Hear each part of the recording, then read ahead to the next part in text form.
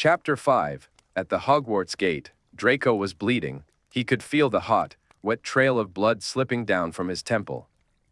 A chair had clipped his forehead as he dove to the ground at the burrow.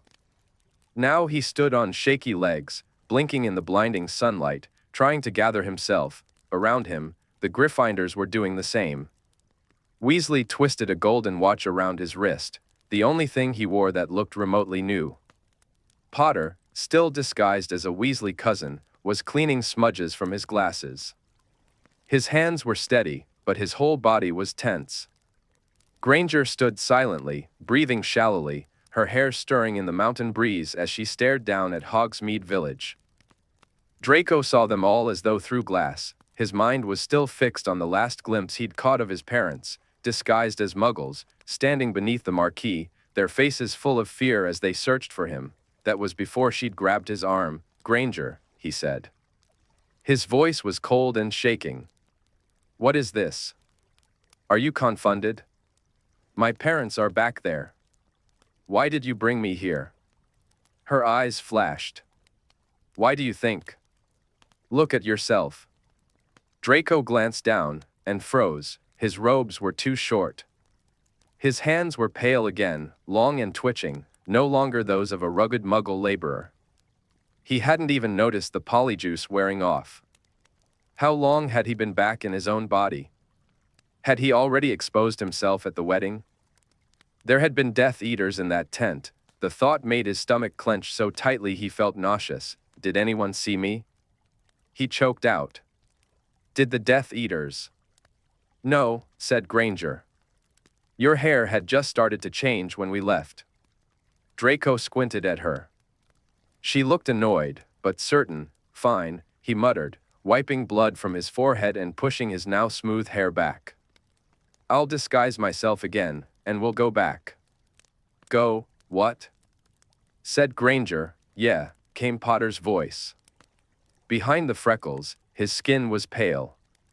"As fast as we can." Panic swept over Granger's face. "Harry, no. You can't go back. You'll just put them in even more danger. You have to stay. Both of you." "My parents are still there," Draco said, his voice rising. "Did you somehow miss the part where Death Eaters showed up?" They could have already. The words caught in his throat. He saw images, his parents, tortured on the floor, his mother bound, his father bleeding. He shut his mouth hard. But Potter was already talking. "Ginny's there, Hermione. So is everyone else. We're supposed to leave them with a bunch of..." "Hermione's right," Weasley cut in. Potter turned on him, clearly hurt. "Ron, I know, mate. But most of the order was there. They'll take care of everyone." "Oh yeah?" Draco snapped. "And my family? You lot don't care about them. The order wouldn't hesitate to hand them over if..." "We don't care." Granger exploded. Her hair puffed out as her voice rose. "Right. That's why Remus and Tonks refused to fake your mother's death. Why Daedalus and Hestia didn't break your father out of Azkaban. Why I let you three get caught at Grimmauld Place. Why the Weasleys let you stay at their house. Why Kingsley helped smuggle you out of the country. That's all because we don't care." Draco faltered. Of course he knew all that. But all week he'd been fixated on the judgmental stares, the tight-lipped silence, the cold discomfort in every room. She was right, though. The Order may have hated them, but they'd still kept the Malfoys alive, he remembered, just before the attack. How his parents had grimaced through another dose of polyjuice. That should buy them at least another hour of concealment. Maybe someone had even managed to apparate them away, like, he glanced sideways at Granger. She'd pulled him away the instant he was in danger. The same way she'd pulled Potter and Weasley. Just like she had in the cafe weeks ago. Still, hadn't he thrown himself into her to knock her out of a spell's path? Not a choice, just instinct. And instinct meant nothing.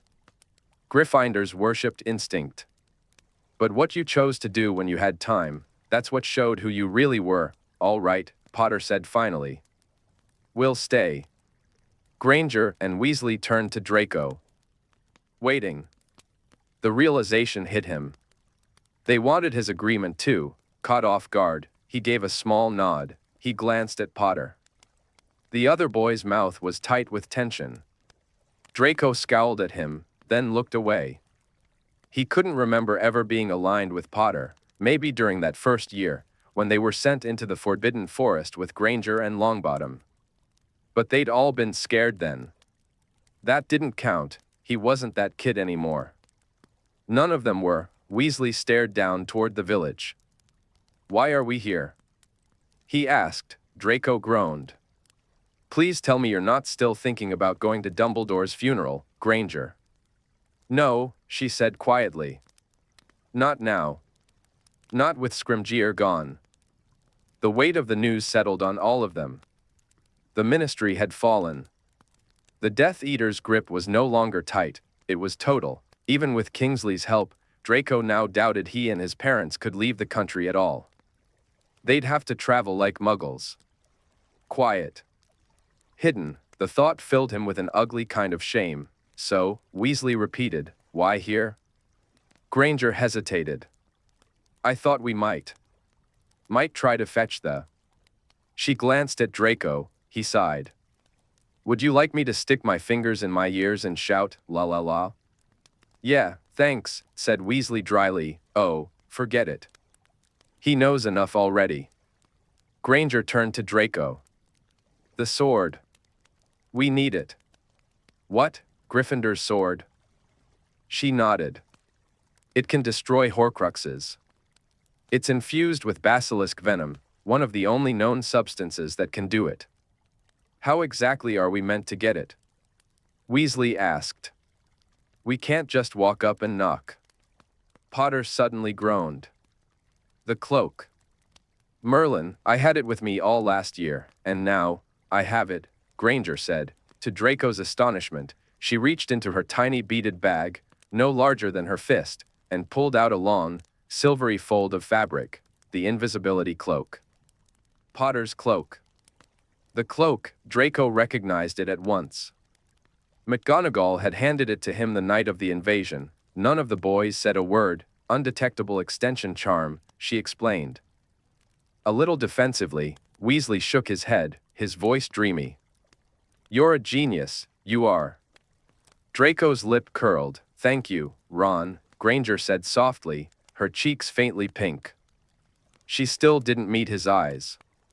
Anyway, it won't fit the four of us, but, the four of us? The dreamy look on Weasley's face vanished. He jerked his head toward Draco. Wait, hang on. We're not bringing him, are we? Draco bristled. Yeah, you damn well are, he said coldly. If your little plan goes wrong and the three of you vanish, what am I supposed to do? Skip into the 3 broomsticks and order a gilly water? You're getting me back to my parents. Let's go, said Potter. He didn't seem to have heard a word of the argument. He was already marching down the trail, his eyes locked on Hogwarts rising in the distance. The castle stood tall across the lake, its ancient stone bathed in late afternoon sunlight. Ron, take this, said Granger, handing over the cloak as they followed Potter. You shouldn't be seen, since you're meant to be sick at home. Harry can use it too once his polyjuice wears off. And, she turned to Draco. He flinched as she tapped him sharply on the head with her wand. A sudden, chilling sensation swept over him. Disillusionment, that should do, she said, squinting at him. The grounds are open to village visitors in summer. We'll borrow brooms from Madame Hooch's shed and fly up to a window. But as they passed the turnstile and entered Hogsmeade, things didn't go according to plan. The village was packed. Busier than Draco had ever seen it, even on the biggest Hogsmeade weekends. People crammed the streets, moving from shop to shop, shoulder to shoulder. The 4 of them were forced to hug the walls just to squeeze by. Several passers-by gave Potter and Granger strange looks after bumping into Ron beneath the cloak, or into the disillusioned Draco. The crowd thinned slightly near the road to Hogwarts, but never fully disappeared. what's going on?" came Weasley's voice, muffled from under the cloak. "Why's it so crowded? They must all be here for the funeral," Granger murmured, trying not to move her lips. She looked like a ventriloquist with no talent, but they all froze just 10 feet from the stone pillars guarding the school grounds. The winged boars stood tall as ever, but it wasn't the statues that stopped them, it was the people standing just beneath them, holding probity probes and wands. Draco stepped back instinctively. "That's a Death Eater," he hissed. "The one on the left. De worst." An elderly witch, her hat decorated with what looked like braided cat whiskers, bumped into Granger. "Excuse me." She snapped. "Sorry," Granger squeaked, backing away. "'Scuse me, marm," said Deworst in an oily baritone. "Arms out, please. We're checking everyone entering the grounds." "Checking?" The woman huffed. "Why do you need to check me?" "Security's sake," Deworst said smoothly, already waving the probe over her hat. "Dumbledore was a great man, and in these uncertain times, we can't be too careful about who turns up to his funeral. What they might do. I'm sure you understand. It's our responsibility to keep the community safe." Deworst nodded to the two others manning the gate. The witch gave the old woman a quick wand flick. Nothing happened, which seemed to satisfy her. The second wizard waved her through with a much more genuine-sounding thank you. "Come on," Potter muttered. Draco didn't wait to be told. Deworst's gaze was already sweeping toward them. Granger fumbled with her bag, pretending to dig for something, but it looked flimsy. No one would believe it took that long to search a bag so small. They retreated, back down the path, and ducked into a grassy hollow out of sight. Potter and Granger lay back on the hill, trying to look like two villagers enjoying the lake view. "What now?"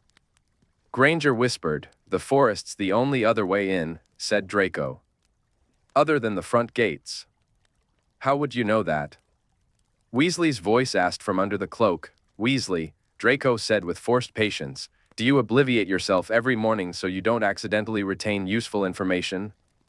"I spent all last year trying to kill Dumbledore. I know what the castle looks like under high security.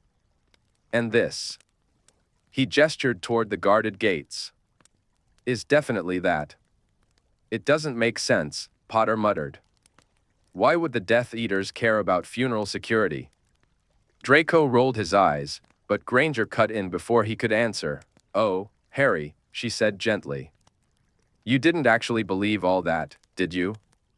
They'll be watching for supporters of Dumbledore. This could be a rallying point, and they'll want to sniff out anyone sympathetic to the Order." Potter scowled. "Bet this was Snape's idea. Couldn't just murder Dumbledore, he had to twist his funeral into a trap, too." Draco shifted uncomfortably. He remembered Snape in Grimmauld Place. Remembered the unbreakable vow. He told himself again, I couldn't have stopped him. Maybe that conversation had even saved his father. Granger was watching Potter with sympathy. "It's awful, isn't it?" she said softly. "Knowing what he did, and seeing him walk around like he didn't." "We'll have to watch out for him in the castle," Potter muttered. "Greasy git," said Weasley. "Slimy old bat," Potter added. Granger, trying not to laugh, looked over toward Draco. "All right," she said. "What's this entrance in the forest?" Draco hesitated. The Forbidden Forest. He didn't exactly relish the idea, but what was the alternative? Sit here and imagine Death Eaters torturing his parents? "There's a gamekeeper's entrance in the fence, somewhere in the forest," he said. "Touch the fence anywhere else and it'll trigger a caterwauling charm. I followed the line for ages last year. It runs all the way through. Never did find the gate, though. Kept running into that idiot's beasts." "Don't call Hagrid an idiot," Granger snapped. "Yeah," said Potter. "Watch it." Draco rolled his eyes. Yeah. He stood up. "Let's go." "Go into the forest?" said Weasley. "No. Come on. There's got to be another way. What about the Shrieking Shack?" Snape knows that passage, Potter replied. I bet it's blocked. Or trapped. He started down the hill. Come on, Ron. We've gone into the forest loads of times. Yes, Granger said dryly, and how often has that gone well?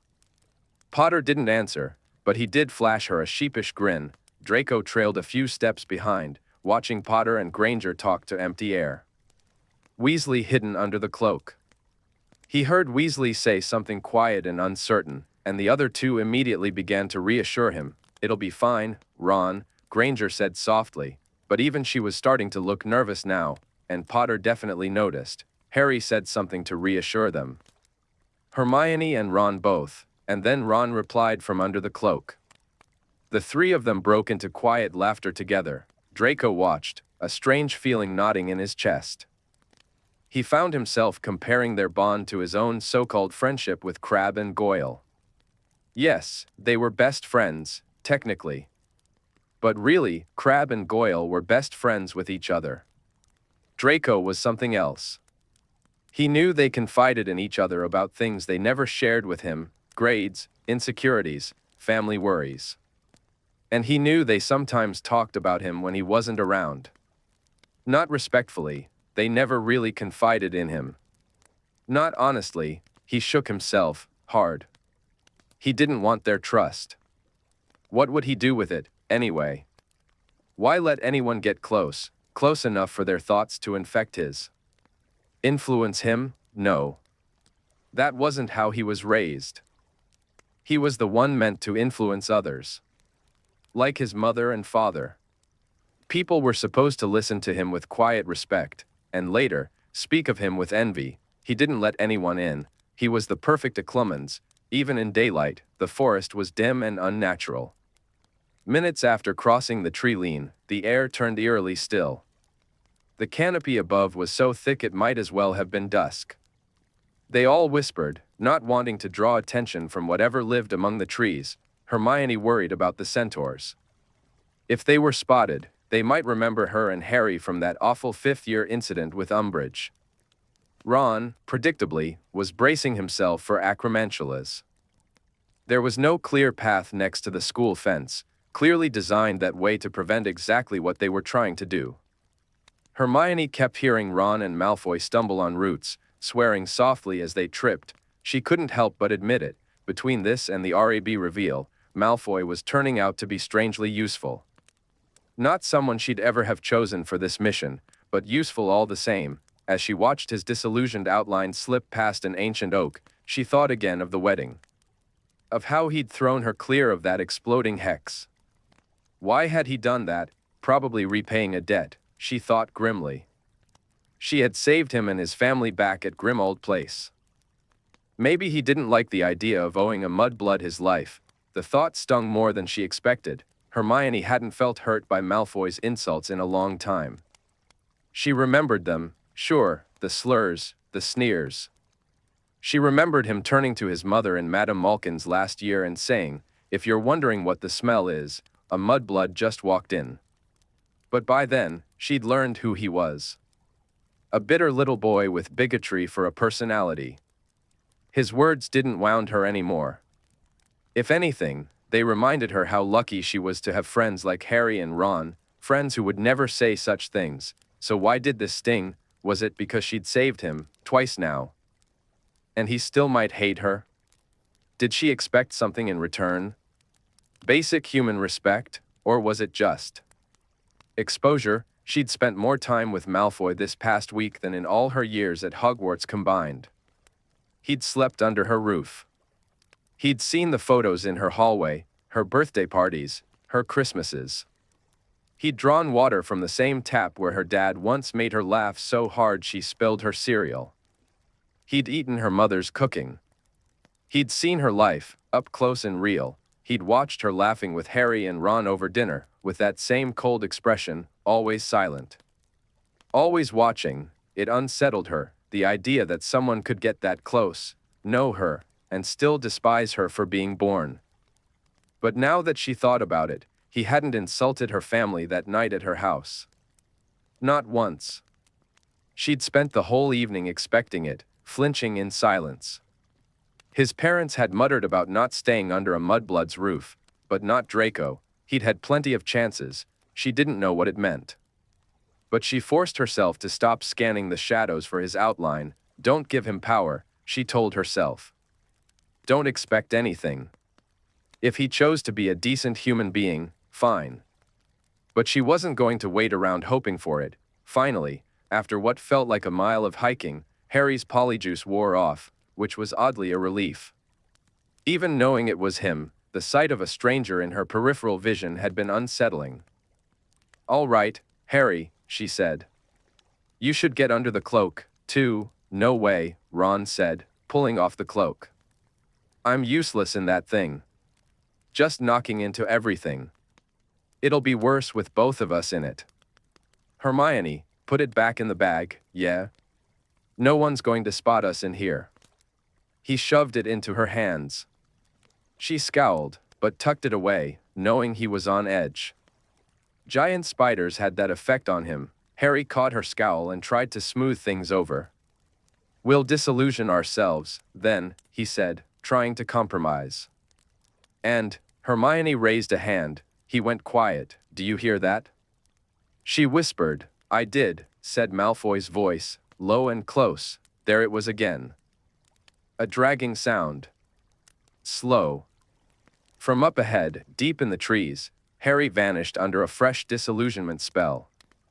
Hermione rushed to Ron and cloaked him too. His face took on the dark, bark-like texture of the forest, but looked distinctly green underneath. Now alone in visible form, Hermione hesitated. She worried that if they were all hidden, they might lose track of each other. "Come on," she whispered. "Avoid the dry branches. Don't make noise." "Wands out," Harry added. Hermione gripped hers tightly. She heard the others moving carefully behind her, then, silence. The dragging had stopped, only the trees now. And the prickling feeling of being watched, it made her want to run. Sprint for the gate. But instead, she stayed frozen, heart pounding. What had made that sound? Where had it gone? They moved again, even more cautiously. "I don't like this," Ron muttered.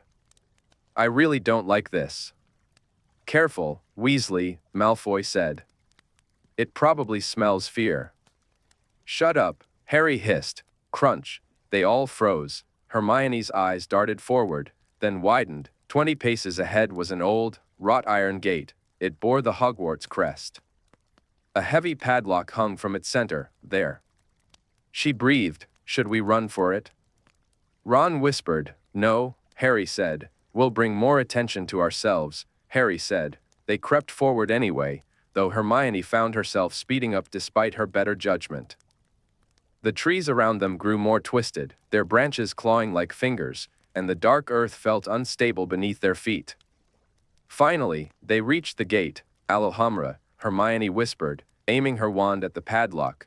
Nothing happened. Behind them, the dragging sound started again, closer now, close enough for her to sense its direction. Then came several heavy crunches through the underbrush. "Oh no," Ron groaned. "Oh no, oh no." Hermione knew exactly what he was imagining, giant spiders swarming over a carcass, chewing it to pieces. And she hated that his fear was infecting her. "Stop it, Ron," she hissed. "We need to think." "Lumos," Harry muttered, leaning in to examine the lock. Hermione crouched beside him and saw that the metal had a face. A small, ugly one, sculpted into the surface. She reached out. "Excuse me," said the face loudly. "Is that polite?" Hermione and Harry jerked back so fast they knocked into Ron and Malfoy. "Sorry, Harry gasped. "We didn't mean, would you like strangers grabbing your face while you're trying to nap?" The lock demanded. Hermione glanced toward Harry, barely able to make out his disillusioned features, but she could imagine his stunned expression clearly. "Look, we're sorry," she said quickly. "We just need to get in, we're students." At Hogwarts. Behind them came the dragging sound again. A hush. Then a scrape. "You ain't the gamekeeper," said the lock, sounding smug. "I ain't letting you in. But we're friends of Hagrid's." Harry said, desperate. Friends of Hagrid's? The lock repeated, doubtful. Then you'll know his favorite drink. Never goes without it. Madame Rosmerta's mulled mead, Hermione said immediately. The lock paused. She could almost see it stroking a non-existent chin. Behind them, the dragging grew louder, closer still. Now came another sound too, a dry rustling, like cloth brushing against bark. All right, said the lock at last. I'll ring the bell. Get on with it, then, Malfoy hissed. Ring the bell? Hermione whispered. But Hagrid was at the wedding. He won't be here to let us in. Not my problem, said the lock smugly. What do we do? Hermione turned toward the invisible boys. What? She fell silent. Something massive was moving between the trees. It loomed from the shadows, dark and huge. Then, unexpectedly, a cheerful bell rang. Hermione's heart slammed into her ribs. Hagrid. She gasped, as the enormous man himself emerged from between two tree trunks, the bell clanging from somewhere beneath his massive coat. Crikey, Hagrid muttered, patting his sides, plunging into pockets, pulling out crumpled handkerchiefs, a fistful of bright beads, a confused-looking owl, until finally he produced a second keyring. Not the one that usually swung from his belt, but a battered, rusted old set. He silenced the jingling bell and stepped forward, still looking confused. Hermione? Is that you? How'd ya get here? He dropped what he'd been dragging, a heavy sack of unused wedding decorations, orbs of spiky orange flowers, a badly dyed banner made of torn fabric. Mrs. Weasley had told him not to worry about hanging them. Hagrid, Harry panted, revealing himself. Ron, laughing with sheer relief, pulled off the cloak. Malfoy reappeared last, pale and stiff. Hagrid looked from one face to the next, his expression crumpling. You're all right, he whispered. You're safe. Merlin's beard, I thought. What happened at the wedding? Ron asked. Is everyone okay? Sorry, Ron. Couldn't stay long. Tonks disapparated with me soon as I grabbed my things. Brought me here straight off. Don't want Death Eaters seeing me with the order, what with me being on staff and all. Too risky. He shook his shaggy head. They'll be all right, he added, but his eyes lingered on them, worried. But you lot. What are you doing here? Yeah, can't be here. We need to get into Hogwarts, said Harry. It's urgent. It's something Dumbledore told us to do. Hagrid's protest died on his lips. His eyes welled with tears. Malfoy snorted, and Hermione kicked him hard in the ankle. He hissed in pain and shot her a glare.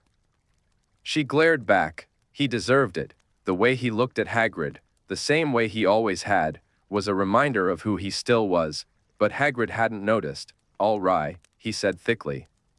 Tell me what you need. The last time Draco had ridden across this lake, he'd been 11. It had been the 1st of September, and Hogwarts had loomed over him like a mountain. Back then, he'd already known about the sorting. Some wizarding families liked to keep it a mystery, like Father Christmas. But not the Malfoys. They believed in preparation. In control. His parents had told him everything he needed to know to step into his new life. Now, as the boat drifted across the water, it all felt smaller. Each boat only held 2 people now, not the 4 it had on that first night. Potter and Weasley were up ahead, disillusioned outlines barely visible, though they kept glancing back. Maybe they were looking at him. Or maybe at Granger, who sat opposite him in silence. His ankle still throbbed from her kick. The green leaf was tangled in her curls, caught during their trek through the forest. Her face was serious, lit by the gold and pink light bouncing off the lake. Draco had noticed her dodging Weasley's attempts to pair off in the boat. Weasley had clearly wanted to ride beside her, to float across the sunset together. Draco had seen them dancing at the wedding. Granger had no rhythm. Weasley was somehow even worse. Still, Draco remembered how Weasley had closed his eyes during their dance, like he was trying to memorize every detail. Granger had rested her head on his chest, but her expression had been almost panicked. Now she avoided his compliments. Steered clear of anything that felt romantic. Mudblood's got cold feet, Draco thought, but even as the thought formed, it twisted inside him. He felt wrong, uncomfortable. He looked away. He thought of Dumbledore's eyes. The old man's disgust when Draco used that word. The way he'd made Draco promise, back at headquarters, to treat everyone with respect. Well, hadn't he? That agreement was over now anyway. He wasn't at headquarters anymore. And Dumbledore was dead, so it shouldn't matter what he said. Shouldn't matter what he called her. Granger never seemed to care, anyway. She'd even used the word herself, at Grimmauld Place. Would you rather touch a mudblood or die? But that memory didn't sit right, either. Had she thought that was the only way to get through to them? By calling herself that, well, it's what she is, whispered a voice in his head, just. Terminological accuracy, that's all. He remembered something else too, as Hogwarts loomed closer, its massive shadow swallowing them, Granger's face, when they were 12. When she and Weasley had marched onto the Quidditch pitch during that chaotic Slytherin-Gryffindor practice. He could hear his own voice, sneering across the grass. Nobody asked your opinion, you filthy little mudblood. The Gryffindor team had erupted. She had just stared at him, confused. She hadn't even known what the word meant. That must have been the first time she heard it. 5 years ago. Stop thinking about it, Draco ordered himself. He turned away from her and looked up at the castle instead. At least Hogwarts hadn't changed. It still rose huge and majestic, so immense it made him feel small again, like he'd never done anything at all. The boats passed through the curtain of ivy, into the tunnel beneath the school, and pulled up at the side entrance. They disembarked and crept through the empty halls. Potter, now hidden beneath his cloak again, whispered directions as he followed the old parchment map Draco had seen in his rucksack earlier that week. Of course it had been something important. Draco couldn't help the envy that twisted inside him. The cloak. The map. If he'd had tools like that last year, everything could have gone differently. Soon they reached the stone gargoyle guarding the head's office. Draco had never been inside. All right, Potter muttered. Air. Cockroach cluster. Cockroach cluster. Draco echoed, disbelieving. Dumbledore used to, but the gargoyle sprang aside before Potter could answer. McGonagall must have set the password to his name, Hermione whispered. Come on. Hurry. They stepped onto the stone spiral staircase and began to ascend. No one's in there? Weasley asked. It's empty, Potter confirmed. And yeah. Hagrid still distracting Snape at the main gates. I'm just not sure how we're supposed to get the sword out of that display case. Alohomora won't do it. Maybe Dumbledore left away, Hermione said. Something only you would know. Potter didn't respond, doubting Dumbledore. Are you? Draco muttered. Welcome to the club. He didn't leave me or my parents anything useful either, and he promised we'd be safe. Potter shot him a glare, his usual look of loathing, but something flickered behind it. Doubt, ignore him. Weasley muttered, sneering at Draco. Harry, come on. Dumbledore had a plan. You said he's been working on this since second year. He wouldn't just let everything fall apart. Yeah, Potter said. Let's hope. The spiral stair ended, and the door opened. Draco's eyes landed on the crystal case at once. The sword should have been there, gleaming behind glass, but the case was empty. No, Potter said, storming toward it. No. Weasley immediately started searching the office, rifling through drawers and peeking behind tables as if the sword had somehow just fallen. Hermione stood frozen, thinking hard. The Ollery, she said. We can send a message to McGonagall, tell her to come back from London. Then we can hide in the castle overnight. The room of requirement, maybe. Why do we need McGonagall? Draco asked, his tone sour, to find out where she put the sword. Draco raised a brow. Can't think of anyone else to ask, Granger. They all stared at him, with a dramatic sigh. Draco walked to the portrait behind the head's desk and tapped the golden frame. "Excuse me," he said. The painted Dumbledore stirred, opening his eyes. The Gryffindors' faces lit up with hope. Potter shoved past Draco, nearly knocking him aside in his eagerness. His voice was desperate. "Professor Dumbledore, we need your help." "Do you?" The portrait asked, voice warm and familiar. "Did you learn anything else about the Horcruxes?" Potter demanded. "Anything before you died?" "Potter," Draco groaned. "He can't tell you that. He's not the real Dumbledore." "What?" "Portraits aren't ghosts." "Merlin, did you sleep through all of History of Magic?" Potter flushed. Hermione made a noise that might have been a muffled laugh. "They just remember what they've seen," Draco added. "That's all." "That's true," Hermione said. "He's a sort of essence of who Dumbledore was." She turned to the portrait. "But you're here to help the current headmaster, aren't you?" "Precisely, my dear girl," the portrait replied, beaming. "Well, that's good enough for me," Weasley said brightly. "We're on McGonagall's side." "Sir," Potter said.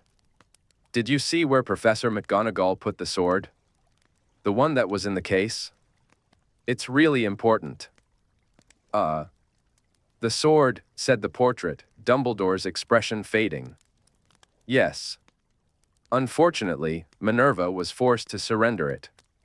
"Surrender it?" Ron and Harry exclaimed together. "Why?" Hermione asked sharply. "A ministry representative came last weekend. They had a list of my last bequests. I had bequeathed the sword to you, Harry. But the ministry has taken it for the 30-day inspection period." Hermione finished with a groan. "What?" Ron and Harry said again. "The ministry can inspect inherited items," she explained. "It's meant to flag dark magic. But clearly they hope to figure out what Dumbledore was planning before he died. And now that the ministry's collapsed," Harry said bitterly, "the sword's probably already in Voldemort's hands." A heavy silence fell over them. "Fantastic," Harry muttered. "Just perfect." He looked up at the portrait, at Dumbledore's painted face, with something unreadable in his expression. "Do you remember anything else?" he asked suddenly. "Anything about your family? His family?" Hermione asked, startled. "I'm afraid not, dear boy," the portrait said gently. "Professor McGonagall has mentioned my brother, but otherwise, I can't help you." Everyone turned to Harry. Ron started. "Harry, what?" "Forget it," Harry said. "Just, your aunt was saying things at the wedding, Ron. And that prophet article. Skeeter's book." "I read it," Draco said. They all looked at him, mildly surprised. As usual, he seemed invisible until he spoke. He shrugged. "What, so his mother and sister died young? He was ancient. Loads of people back then died from accidental magic." He sneered. "You're not actually believing Skeeter, are you, Potter? How gullible are you? I spent all of fourth year feeding her lies. She prints anything she think'll sell." He stopped. He'd meant to sound mocking, but it had come out. Strangely reassuring, and that annoyed him more than anything. Weasley blinked. "But what does that have to do with the Horcruxes?" "Nothing," Harry replied quickly, shaking his head. "That's what I'm saying. Forget it. The sword's gone, and it's not safe here. We should." He trailed off, his expression changing. "Hang on. What is it?" Hermione asked eagerly. "Well, while we're here." Harry chewed his lip. "We thought he might have hidden one here, didn't we?" Draco looked between them. "Excuse me, hidden one? How many of these Horcruxes are there?" "6, Hermione said. "But 6? Draco repeated, appalled. "But 2 have already been destroyed," she continued. "Dumbledore handled one, it was an old family ring. And the other was a diary." She glanced at him. The diary your father slipped to Ginny Weasley in second year. She ticked off fingers. The locket, which was Slytherin's. A cup that belonged to Helga Hufflepuff. The snake, Ron said. Hermione nodded, lifting her pinky. And we don't know the last one. It might belong to Ravenclaw or Gryffindor. But I've read everything I can find about the founders, and I haven't seen any record of Gryffindor owning anything else significant, other than the sword. Harry glanced at the Marauders map again. Looks like we've got time. Hagrid's got Snape halfway across the grounds toward the forest. They'll be ages getting back. Draco exhaled silently. Snape. He'd promised that he and his parents wouldn't be a threat to the Dark Lord. And yet, this quest was the biggest threat Voldemort could face. Still, he told himself he wasn't helping them. Not really. He was just watching. They would have figured out RAB eventually. Anyone could have followed the perimeter fence and guessed at another entrance. He was here for one reason, to get back to his parents alive, and yet, his mind had already jumped to the fourth Horcrux, the diadem of Ravenclaw, he thought. Surely Granger had come across it in her reading, but she hadn't said it. Harry paced in a tight circle, muttering. The cup. Ravenclaw. Gryffindor. I don't know, Harry, Hermione said. Even if we guess what it is, how are we supposed to find it? The castle is massive. We could search for weeks and never, it could take ages. Ron agreed. We should use the time to get out safely. It'll be 10 times harder to get back into Hogwarts once the school year starts, Harry said. Almost impossible to search unnoticed. If there's a Horcrux here, this is our chance. I have a feeling. This was where he became Voldemort, Hermione said quietly. Where he gathered his followers. Where he was special. Draco saw the look they exchanged. Potter's conviction was unnerving, even to them. Enough waiting. The diadem of Ravenclaw, Draco said. They all turned to him. The lost diadem, he clarified. My father told me about it back during OWLS. The Slytherins used to hunt for it during Easter break. Like a tradition. Why? Ron asked. Draco gave him a look. Because it's supposed to make you cleverer, Weasley. It was Rowena Ravenclaw's invention. Obviously. He shrugged. Stupid use of time, really. It's not like you could wear it during exams. The lost diadem, Harry repeated. How long's it been gone? Centuries, Draco said. We're only looking for something that was found in the last 50 years, Hermione said, frustrated. Do you really think the Dark Lord would have told anyone if he found it? Draco shot back. No, Harry said firmly. Riddle wouldn't have told anyone. He was pacing faster now, still. Where would he have left it? The Slytherin dormitories? Ron suggested. Draco looked up at the ceiling. Weasley. Didn't I just say Slytherin searched for the diadem every year? If it were in our dormitory, we'd have found it decades ago. Maybe your lot just weren't as good at magic as Voldemort, Ron snapped. Draco laughed derisively. Right. But we're going to do better. He wouldn't have hidden it in the Slytherin dormitory, Harry said suddenly, his voice far off. If it was Ravenclaw's, maybe he left it in Ravenclaw Tower. Or somewhere that showed how powerful he was. Somewhere personal. Ron looked uneasy. Blimey, Harry. You really understand him. What kind of place would that be? Hermione asked. And when could he have done it? We know he came back to ask for the defense job. Harry said, but he wouldn't have had much time, Hermione argued. How long does it take to hide something? Harry replied. Ron frowned. He put an army of inferi in that cave to protect the locket. You think he just slipped into Hogwarts and dropped off a Horcrux without protections? Well. Harry began, defensive, then he sucked in a sharp breath. The map fluttered from his hand.